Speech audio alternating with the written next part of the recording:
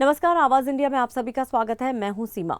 हिंदी भाषा लागू करने के फैसले पर घिरी महाराष्ट्र सरकार को अब विपक्ष की ओर से तीखा जवाब मिल रहा है। शिवसेना प्रमुख उद्धव ठाकरे ने 5 जुलाई को विजय उत्सव मनाने का ऐलान किया है और कहा है कि सरकार ने मराठी जनता की ताकत देख ली है। आज विधान परिषद के पहले दिन विधानसभा परिसर में पत्रकारों से बातचीत करते हुए उद्धव ठाकरे ने कहा कि हिंदी भाषा के जीआर को रद्द करना सरकार की हार और मराठी एकता की जीत है। उद्धव ने कहा कि एमएनएस और शिवसेना मिलकर एकता यात्रा निकालेंगे और जिन पार्टियों ने मतभेद भुलाकर साथ दिया उन्हें बधाई दी जाएगी।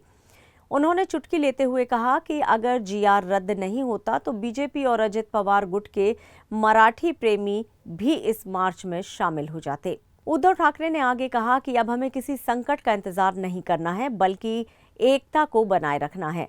उन्होंने साफ संकेत दिए कि राज ठाकरे से भी बातचीत होगी और सभी एकजुट होकर विजय उत्सव में हिस्सा लेंगे।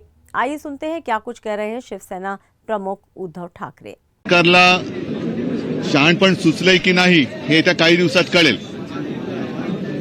पण तूर्त त्यांनी हिंदी सक्तीचा जीआर रद्द केला आणि जर का त्यांनी रद्द केला नसता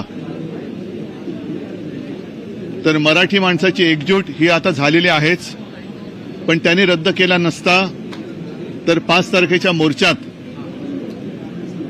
आता सुद्धा येणारच आहेत, पण अगदी भाजपामधले एसएनसी गटातले अजित पवार गटातले अनेक मराठी प्रेमी हे सहभागी होणार होते आणि होणारही आहेत। त्यांना सुद्धा मी खास धन्यवाद देतोय की मातृभाषेचं प्रेम हे पक्षाच्या पलीकडे असलं पाहिजे। सरकारने एक केविलवाणा प्रयत्न केलाय, तरी सुद्धा आम्ही त्यांना धन्यवाद देतोय।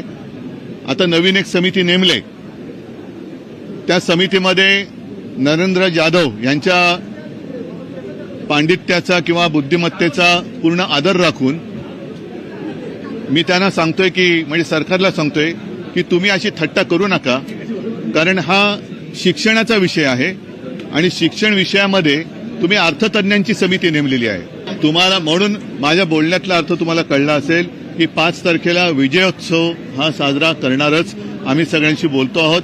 ज्याप्रमाणे आंदोलनात सगळे पक्षभेद विसरून आमच्यासह एकत्र उतरले होते, तीच एकजूट आपल्याला विजयोत्सवामध्ये दाखवण्याची आवश्यकता आहे की जेणेकरून या सरकारचा एक कुटील डाव होता की पहिलं मराठी अमराठी करायचं, मराठी भाषिकांमध्ये फूट पाडायची।